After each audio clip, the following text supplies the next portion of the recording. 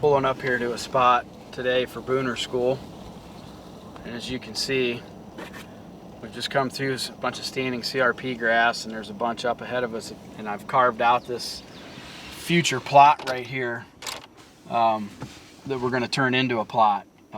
Never been a plot here before.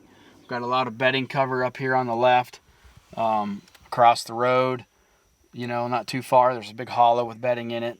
And I've got this perfect situation, and this Booner School tip here is going to be kind of about making your plot to fit the tree and to fit you to, you know, for hunting access. You know, I try, in situations where I try real hard to make the deer do what I want them to do, not so much do what the deer want to do.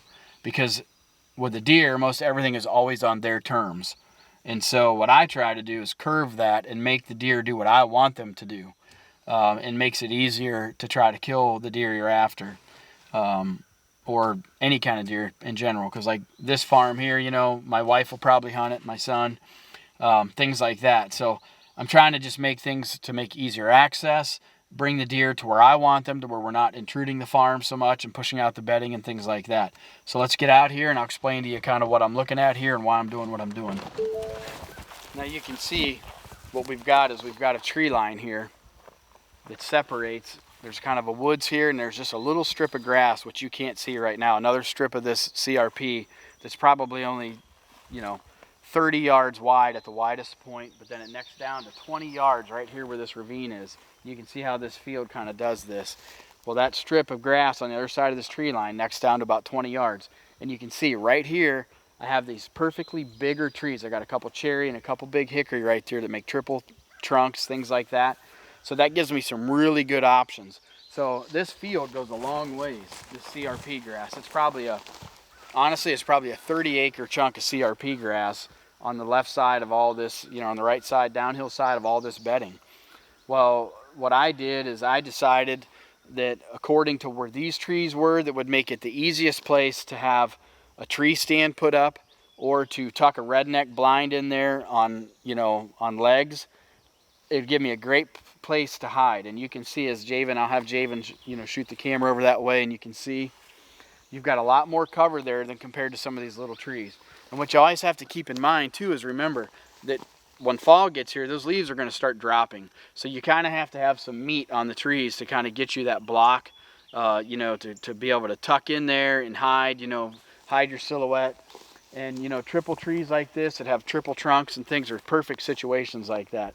Now, if we had a big pine tree or something there too, that'd be great. You know, right here I have a, you know, red oak tree growing, and that red oak tree will hold its leaves pretty late into the season. So, you know, I've got different options here of how I want to do this. The other thing that I've done now is I'm going to put an Antler King plot in here, probably slam dunk or honey hole. And it's not a real huge plot, but it's the perfect size for what I call kind of like a kill plot, because you're so close to the bedding here that you can pull these deer out of their bedding area early and get them on this plot feeding. Especially pre-rut, they're going to come out here and check looking for these does. Even early season, you get a buck that's on an early season pattern feeling real comfortable. I can plant some Antler King, you know, honey hole or slam dunk in here, and I can get those deer feeding in here really easy. And we've got a drill that we'll be drilling this in here with. And you know, my next step is I came in here with my brush hog first. I brush hogged this down. Okay, then I came in with my lawnmower, actually the one that I've showed you before, that's my little mini brush hog, the poor thing. And I come in here and then I blew all the chaff off this to make it better. Now you can see how this grass is even greener. It used to be dead looking and horrible.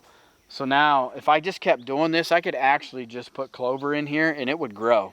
But what I'm actually going to do now is I'm going to come in here with a sprayer eventually, and I'm going to kill all this grass. And then I'm going to bring my no-till drill in here, and I'm going to drill in that. Now, if you don't have a no-till drill, which a lot of people don't, and I understand that, what you can do then is once you kill this grass with your spray, for here I'm going to use a mixture of Roundup and 2,4-D to knock all the broadleaves and the grasses back. It'll kill it deader than snot. Give it a week, come in here, then you can till it up.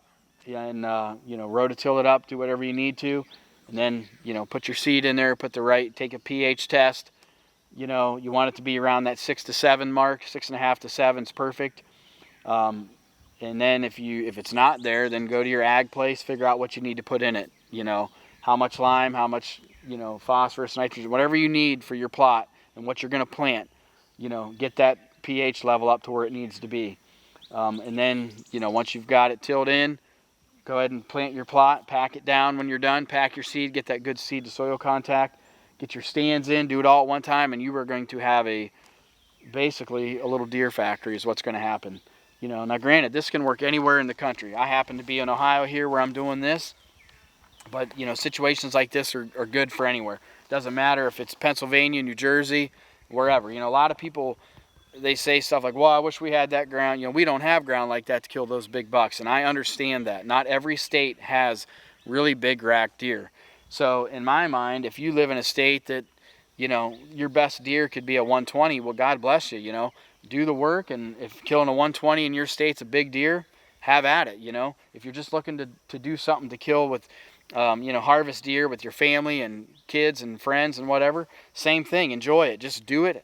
Manage some deer, have some fun, feed the deer, you know, making these plots like this. It's a really, you know, enjoyable thing for just to do, you know. I think I get as much enjoyment anymore about working with the land and getting the deer to do what I want them to do as I do just hunting and actually harvesting these deer.